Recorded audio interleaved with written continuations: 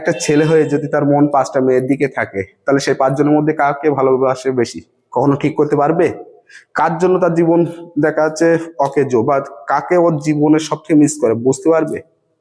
পারবে না। কিন্তু যখন একজনকে ভালোবাসে এবং সে যদি চলে যায়, তখনই তার অভাব বুঝতে পারে।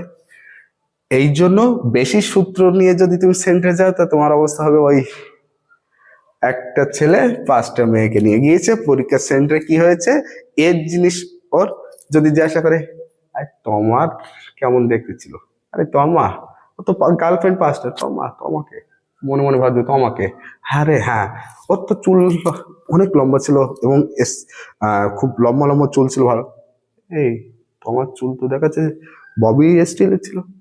ও তাহলে ওটা কার কথা বললাম? তখন তোমার অবস্থা ঠিক এইরকম হয় পরীক্ষার সেন্টারে ভাইব্রেশন, যে বেশি সূত্র নিয়ে যদি যাও, তখন তোমাকেও এরকম মনে হবে।